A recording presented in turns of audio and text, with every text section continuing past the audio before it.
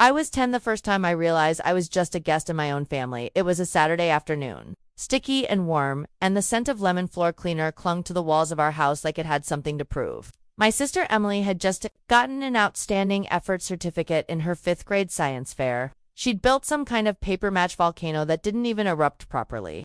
But it didn't matter. Dad was beaming like she'd discovered fire itself. He'd carried her on his shoulders all around the backyard. Mom clapped. I stood in the doorway holding my own 3rd-place ribbon for the district spelling bee. He never even looked my way. Later that night, I tried to show him my ribbon. It was still in my backpack. Folded between worksheets and forgotten lunches. He was watching a rerun of MASH*, a beer sweating on the side table. I stood in front of the TV until he finally glanced up. "What?" he said. "I won something too," I mumbled, pulling it out like it meant something. "Spelling bee?" He stared at the ribbon like it was an invoice. Then he laughed. Not a happy laugh, the kind that stings. "Well, good for you. That's cute, but come on, a spelling bee. It's not like it'll change the world." And then the words that stayed with me for decades, carved into the inside of my skull. "You're not like her." He didn't say it angrily. He didn't say it lovingly either. Just plain and matter of fact, like he was stating the weather. I was rain. She was sunlight. We were never rich, but we looked rich in photos. Christmas mornings with bows bigger than the presents. Vacation pictures with fake smiles and matching outfits. But all the real currency in our house was emotional, and Dad spent it all on Emily. Birthdays were the clearest evidence. Emily's cakes were tiered, sparkly things with fondant decorations and entire backyards rented out. Mine were last minute. Supermarket cakes with names spelled wrong. One year, mine said, "Happy Birthday." I was 15 when I stopped expecting gifts. 18 when I stopped pretending I didn't care. Dad wasn't cruel in the way people usually understand cruelty. He didn't hit. He didn't yell much. He wasn't absent. No, he was right there. Always. Just not for me. I existed on the outskirts of his attention. He built her a bookshelf when she asked for one. He came to every recital, every award night, every orthodontist appointment. When I asked him to come to my art exhibit, he looked genuinely confused. "You still do? That drawing thing?" "That drawing thing." I moved out the first chance I got. College far away was a relief. Not that it was any easier. I paid for most of it myself. Loans, 2 jobs, skipped meals. Emily, full ride from Dad. He even helped her find an apartment and bought her a car. Used, but shiny. New enough to smell like effort. Every time I came home for the holidays, it was the same thing. Emily got the good room, the good blankets, the good wine. I got the couch. One year, I didn't come home at all. Dad didn't call. Neither did Emily. It's funny, isn't it? How people say you'll understand when you're older? I got older, I understood less. The only thing that became clear was that I had spent my whole life playing a role I never auditioned for, the shadow child, the footnote in someone else's story. But everything came crashing down the year. Mom died. Her funeral was cold in ways the weather couldn't explain. People hugged Emily like she was porcelain. I stood to the side, holding Dad's coffee like an assistant. He didn't say much, just sat there, eyes on the floor, after the service. As people drifted off into awkward small talk and casseroles, he pulled Emily aside, whispered something in her ear. She nodded, wiped a tear, held his hand. I wasn't invited into that moment. I never was. But something shifted that day, something sharp and invisible. A few weeks later, I got the call. "Your father's changed. The will," the lawyer said. I blinked. "What?" "Everything's going to your sister now. House, savings, the land parcel near the lake. It's all listed under her name." I was silent. The lawyer hesitated. He said, "You wouldn't be surprised." I thought WASN single quote C. Not really. But it didn't mean it didn't gut me like a fish. Asterisk, I didn't cry when the lawyer told me. That came later in the parking lot, slumped behind the steering wheel, fists clenched on my lap, the seatbelt still digging into my chest like it was holding me in place. At first, all I felt was numbness, like someone had placed a glass box around me, and I could see the world but couldn't touch it anymore. "Everything's going to your sister now." I kept replaying that phrase over and over, like a song lyric stuck in my head. My fingers kept brushing my phone screen as if I could swipe the news away. It wasn't about the money, or the house, or the damn land by the lake that he used to take her to every summer while I stayed home cleaning the garage. It was the final proof that I had never, not once, been enough for him. I didn't even bother calling him. What was I supposed to say? "Thanks for making it official." Instead, I called Emily. She picked up after the second ring. Her voice was tight, like she already knew why I was calling. "You talked to the lawyer," she said flatly. "I did." Silence. I waited for her to explain, to say it was a mistake, that she hadn't asked for any of it, that maybe, just maybe, she hadn't known.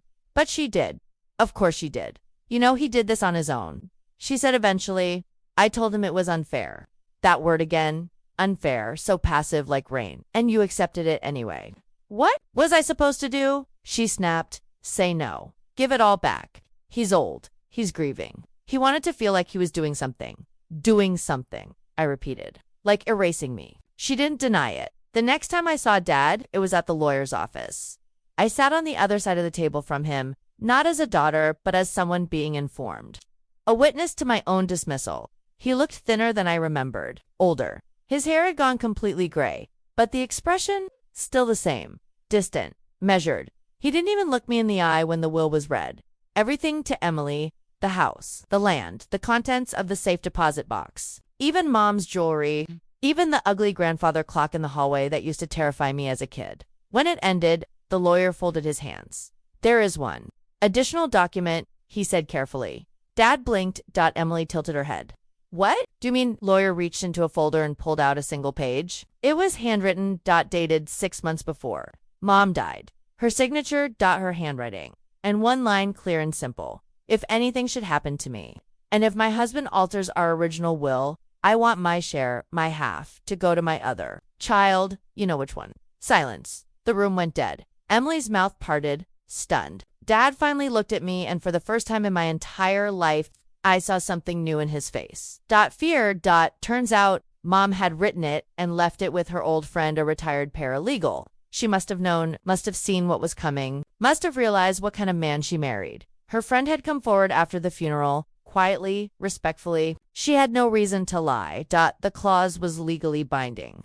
Her assets, every last thing she had once shared with him, were mine. Half of the house, half of the lake property, the old car in the garage. Her jewelry. Her legacy. Me. I didn't speak. Not then. Not 4 days after. I didn't gloat. Didn't fight. I just let it sink in. All those years of being invisible, overlooked, barely tolerated, and now I was written into the story she had left behind. Not because I begged, not because I proved anything, but because she saw me. That night, I drove to the lake. It was quiet out there, just the water brushing against the edge and the sound of trees creaking in the wind. I walked out to the dock where they used to fish. Where he used to take Emily. And I sat down on the edge, my legs dangling, my breath shaky in the cold air. I didn't feel victorious. I felt seen for the first time, and that was enough. Asterisk, the thing about quiet victories is that no one claps. No standing ovation, no fireworks. Just silence. A thick, strange silence that settles on your shoulders, like an old coat you didn't know you were still wearing. After the clause was enforced, everything became awkward. Emily stopped answering my texts. Dad didn't reach out at all, and I didn't chase them. For once, I didn't need to prove anything anymore. Mom's words, just one line, scribbled in careful script, had done what decades of trying couldn't. They pulled me out of the background, but that didn't mean I wasn't angry. A few weeks later, I found myself standing in my childhood living room again. Same dusty furniture, same faded rug with the frayed edge that used to trip me up when I was little, except now it was mine. Well, half mine. Emily had already moved some of her stuff out. Photos were gone from the walls. Her bedroom looked abandoned, like someone had ripped the soul out of it. I stood in front of the fireplace, where a photo of all three of us used to hang. One from a family trip to Maine, the summer I turned 12. I remembered that trip. I had gotten sunburned and sick. Dad spent most of the week on the lake with Emily while I lay in the motel room with a wet cloth on my forehead. He brought me crackers once. I reached for the frame. It was gone. Replaced by a new photo. Just Dad and Emily at her college graduation. Classic. Asterisk. The lawyer had said I could contest the full will if I wanted. That Dad might have coerced some of the documents, that there were signs of pressure, that it could be worth pursuing. But I didn't. Not because I didn't want to, because I was tired of chasing crumbs, tired of needing to be validated by someone who had already decided I wasn't worth the space I took up. I didn't want his things, I wanted the apology. I was never going to get 3 months passed before I saw him again. I was walking out of the post office, holding a box of Mom's old paperwork I'd finally decided to claim from the storage unit. He was there, leaning against his car, waiting. I stopped. He looked older, smaller, like time had finally caught up with him, and decided to collect its debt. I figured I'd run into eventually, he said. I didn't answer. He gestured toward the bench near the sidewalk. Can we sit? I hesitated, then nodded. We sat without speaking for a while. The sun was low. Late afternoon made everything look softer than it really was. Finally, he spoke. I didn't think she'd go behind my back like that. I turned to him, quiet. She didn't go behind your back. She protected me because you wouldn't. He flinched just slightly, but it was enough. She was always softer with you, he muttered, double quotes. No, she was fair. There's a difference. He didn't argue, just nodded slowly, looked down at his hands. They were trembling a little. Then he said, you were always different. I let the words hang there. Different, I echoed. Because I wasn't her. No, he said. Because I didn't know what to do with you. That one got me. He looked up. His eyes were red. You didn't need me the way she did. At least that's what I told myself. I blinked hard. I needed you. I said, every single year, every single birthday, every time you picked her up and looked past me, I needed you. He didn't say sorry, but he looked sorry. And somehow, that was almost worse. We didn't hug, didn't make peace. We just sat there, two people who shared blood but not warmth, staring out at a street we both knew too well. When he finally stood to leave, he said, she really did love you. You know, I know, I whispered. He looked at me for a long moment, then nodded once, got in his car, and drove away. I stayed on the bench for a while longer, holding the box tight against my chest. Inside, somewhere between tax returns and insurance papers, was a sealed envelope with my name written in Mom's handwriting. I hadn't opened it yet. I was too scared to. Not of what it might say, but of what it might not. Asterisk that night. I sat cross-legged on the floor of my apartment, the box open in front of me, papers spread around me like autumn leaves. Old receipts, legal notices, a few black and white photos I'd never seen before, one of Mom in her 20s, standing in front of a tiny bookstore. She looked free, lighter. I almost didn't notice the envelope at first. It had slid under a stack of documents, almost like it didn't want to be found. But there it was, cream-colored, thick, and sealed with tape instead of glue. On the front, in her handwriting, were 4 simple words. For you. Only you. My hands shook a little when I picked it up. I didn't open it right away. I stared at it, held it, turned it over, pressed it to my chest like a lifeline. Because what do you do when you finally hold something you've wanted your entire life, but don't know if you're strong enough to read? When I finally peeled it open, the smell hit me first. Mom's. Smell lavender, a hint of tea, something warm and familiar that made my throat close up before I even saw the ink. The letter wasn't long. She'd written it by hand in the same careful print she used when labeling jars in the kitchen. I read it once, then again, then again. Here's what it said. Asterisk, my darling, if you're reading this, it means I didn't get to say everything I wanted to your face. And I'm sorry, I hope I said enough while I was still here. But just in case I didn't, I want you to hear it now without interruptions, without anyone standing between us. You were always the strong one. I know that sounds unfair, because you shouldn't have had to be. I watched you grow up holding so much inside, swallowing so many words that should have been spoken aloud. And I'm sorry I didn't protect you better. Your father? He loves in complicated ways. I used to think he would come around, that he'd see you the way I did. Smart, quiet, kind, with a fire under the silence. But he didn't. And that's on him, not you.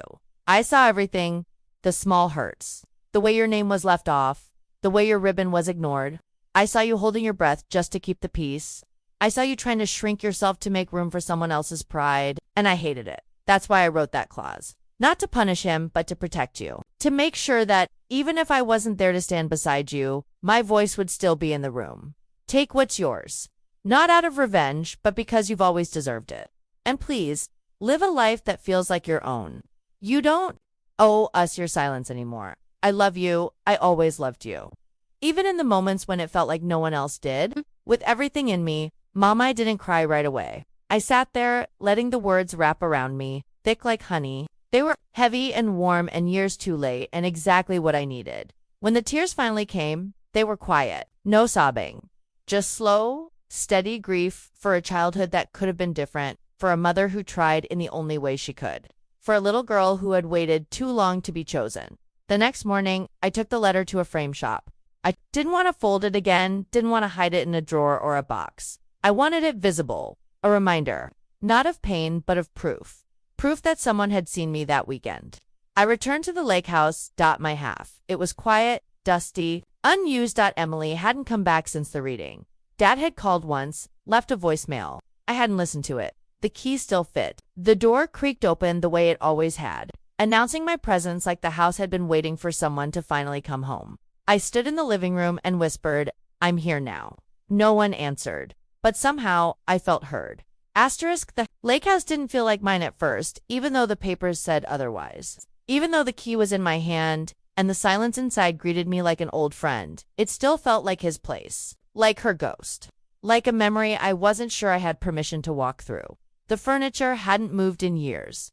The couch still had that small stain from when Emily spilled cranberry juice at Thanksgiving.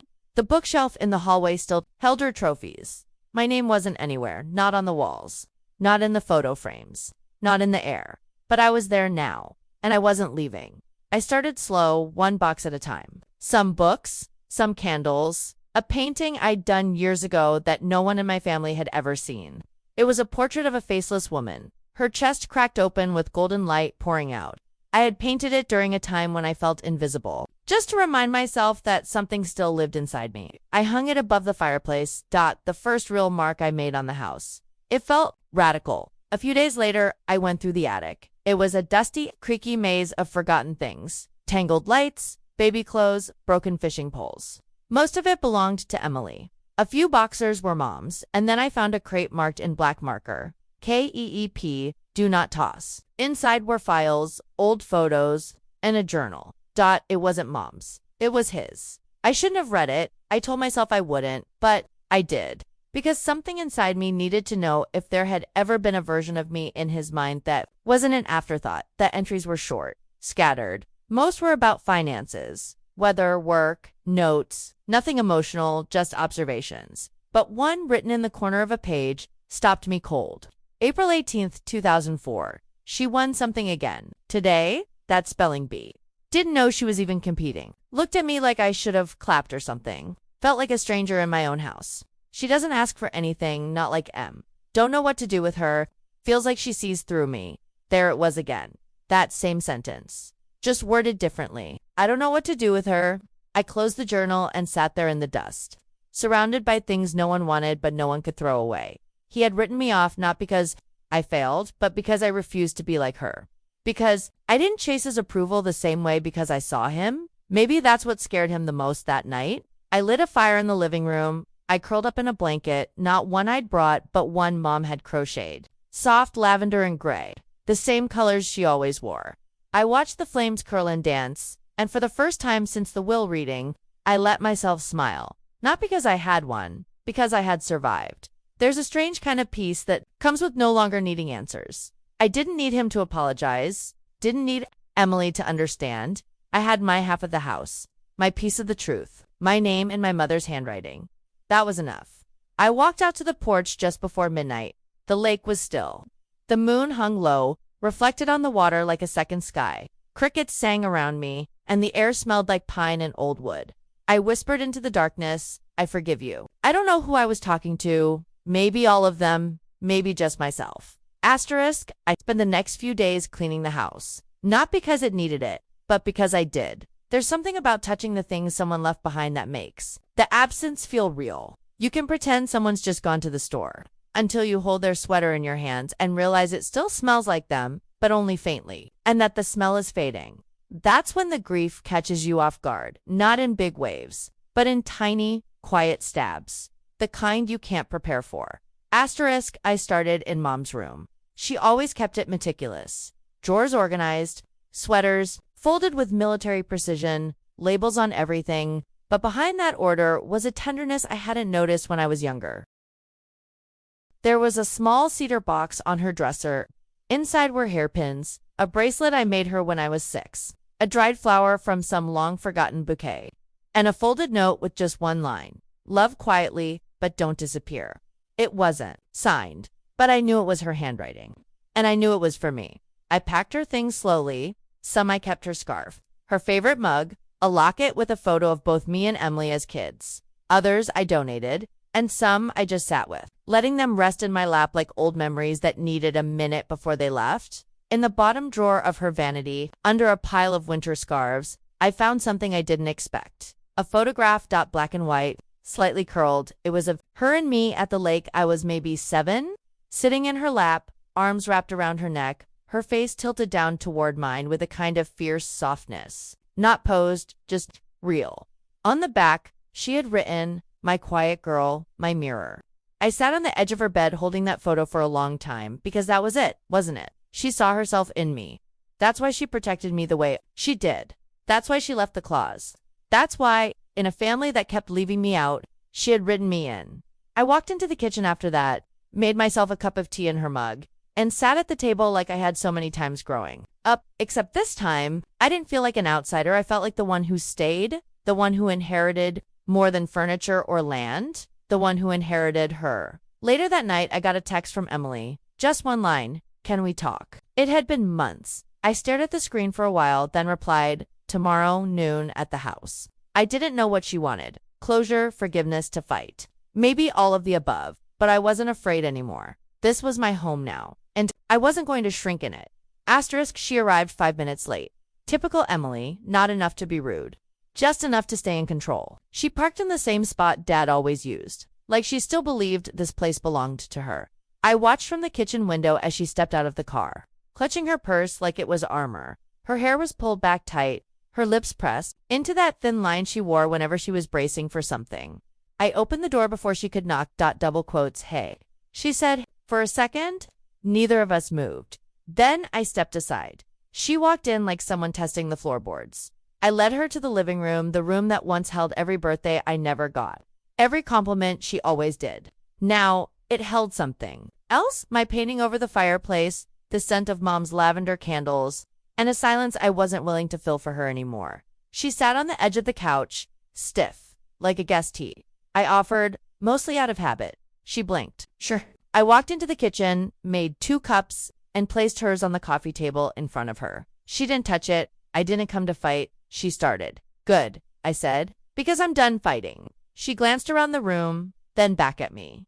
"This place feels different." "It is." She nodded like she understood, but I don't think she did. "Not really. Not yet." She took a breath. "I didn't know about the clause." "I believe you," I said. "But you accepted everything anyway." I thought she stopped herself. I thought maybe it was fair. I mean, I was the one who stayed close. I visited. I helped Dad after Mom died. Sure. I interrupted. "You did all that, and I left." I pulled away. "But have you ever asked why?" She blinked. "You were always distant." "No," I said, my voice sharp now. I was dismissed. She looked down. There was a long pause. Then quieter. "I didn't know it hurt you that much." "That's because you never asked." She flinched at that. And for a second, she looked like a little girl again, not the golden child, not the favorite, just someone trying to piece together a truth she had ignored for too long. "I didn't, right? The clause?" I said. "Mom did. She saw what you never had to." Emily's eyes filled, but she blinked the tears away before they fell. "I never wanted to take it all," she whispered, "but you did. You stood there while Dad erased me, and you didn't stop him." A tear slipped free then, just one. She wiped it quickly. I thought he was doing what made sense, what he always wanted. I nodded slowly. Exactly. For a long time, we didn't speak, just sat there as sisters, with years of uneven love between us, surrounded by the house that held it all. Finally, I said, "I'm not giving it back." She looked up, startled. "I didn't ask, you didn't have to." I said, "This is mine now, not just the house, not just Mom's half. The space, the air, the right to be here without apology." Emily nodded. And for the first time, it didn't feel like surrender from her. It felt like understanding.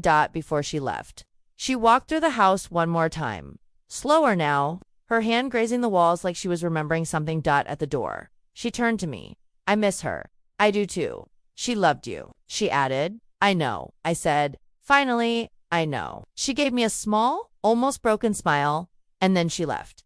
I stood in the doorway long after the sound of her car faded down the road. Something in the air had changed. The tension had shifted. The ghosts were quieter. I wasn't sure if we'd ever be close again, but I knew this much. for once. I wasn't the one carrying all the silence. I wasn't expecting to find anything. Not really. I had gone up to the attic just to get away from everyone. After the service, the house had filled up with relatives, the kind who only show up when there's free food or death in the air. The living room echoed with forced condolences and the clinking of glasses. I needed a break. The attic had always been musty and cramped, filled with boxers we were too sentimental to throw away. I pushed open the creaky hatch and climbed the wooden ladder, half hoping I'd get stuck up there and be forgotten for a while. I sat in the dust and stared at the boxers labeled with years in my mother's handwriting. 1995, 2001 old toys, Christmas decor. One corner was covered in a blanket, not like the others. Neatly folded, to clean for a place like this. Curiosity pulled me toward it. Underneath, a small wooden chest sat, locked. I almost gave up then, until I noticed a key taped to the underside of a shelf, hidden in plain sight. My hands shook as I unlocked it. Inside were stacks of yellowing envelopes, bound with a green ribbon. Some had my name, some had hers. Most were never sent. They were from my father. His handwriting was unmistakable, sharp, slanted, like he was always in a hurry. I opened the top one with trembling fingers. To my son, I know you probably don't believe this, but I see you. I always have. And I'm sorry. I've made mistakes. And one day, I hope you'll understand why I did what I did. Some of it, I still don't forgive myself for. I blinked hard, rereading the words. There were pages, dozens of them. Letters filled with guilt, confusion, excuses, half a pot. He wrote about things I'd long buried. The science fair I won, but he never attended. The time I came home bloody-nosed from a fight, and he just asked if I'd started it. The night I graduated and saw him hug my sister with tears in his eyes, while barely patting me on the shoulder. He knew, he remembered, and yet he had done nothing. I read for hours in silence. Each letter peeled back a layer I didn't know I needed to expose. I thought I'd feel closure, maybe even comfort. But what I felt was rage. Pure, hot, unrelenting. Why keep this to himself? Why tell the truth after he was gone, when it was too late to make anything right? One letter, dated 2 years ago, caught my eye. It ended with something that chilled me. I've rewritten the will again. I don't think your sister would ever forgive me for it, but I've added a clause. Something just in case. Just in case I don't get to say these words to you in person. If you're reading this, it means you found it. That clause might be the only way I make amends in this life. I stood there frozen, the letter dangling in my hand. There was a clause, a hidden one. I didn't know what it said or how much weight it carried legally, but in that moment, I knew one thing with absolute clarity. This wasn't over. Not yet. And maybe, just maybe, he hadn't left me with nothing after all. The room was quiet, but not in a peaceful way. It was the kind of silence that holds its breath, waiting for something to break it.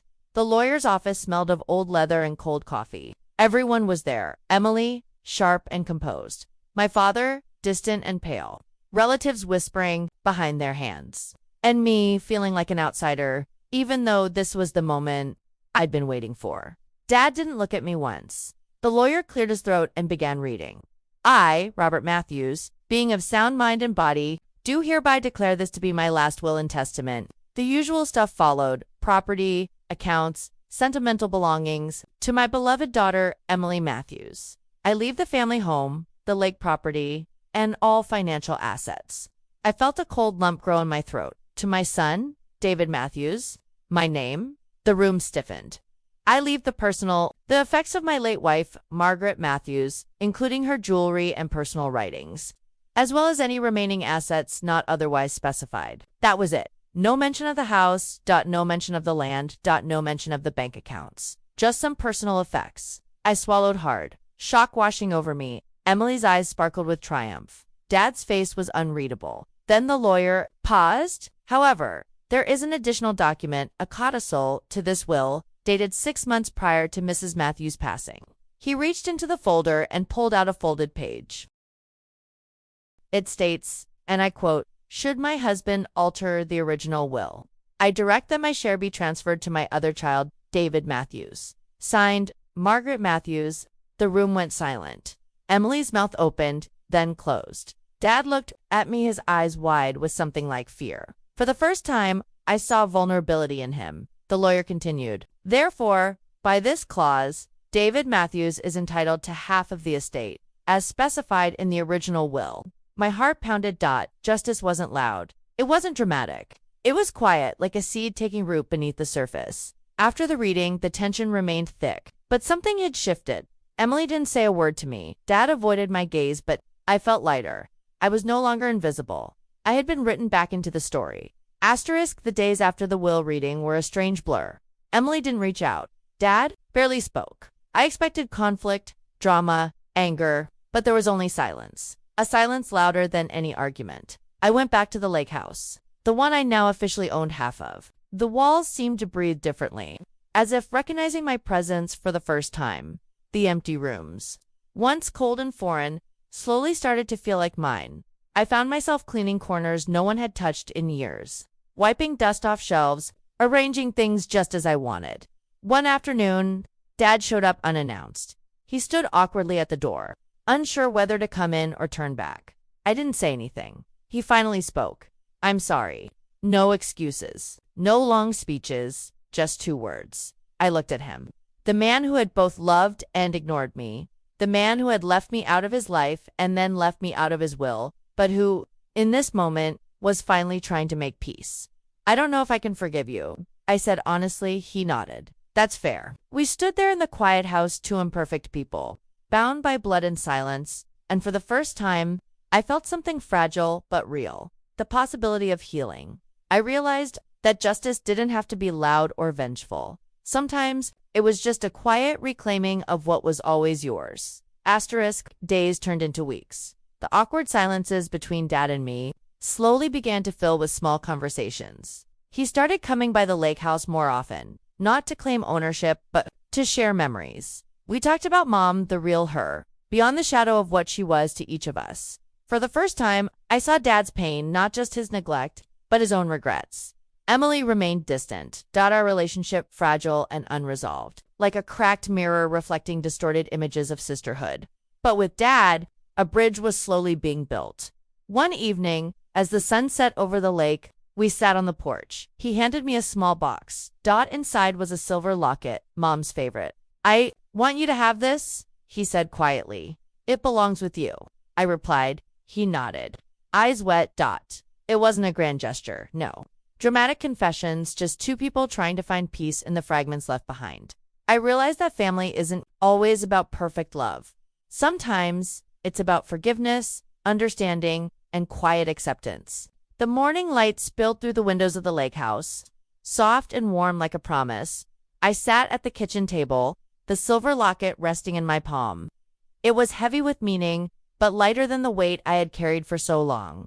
Over the past months, things had changed. Dad and I still weren't perfect, but the silence had softened into something bearable. Emily and I hadn't fixed everything, but there was a fragile thread of connection. Small steps toward understanding. I realized that justice isn't always about confrontation or revenge. Sometimes, it's about reclaiming your place quietly, standing tall in the truth of who you are. My mother's love had been my shield. Her words, my refuge. The clause in the will wasn't just legal, it was a message that I mattered, that I was seen, that I belonged. I closed my eyes and breathed in the scent of pine and old wood, feeling the peace settle deep inside. I was no longer the invisible child on the edge of the family photo.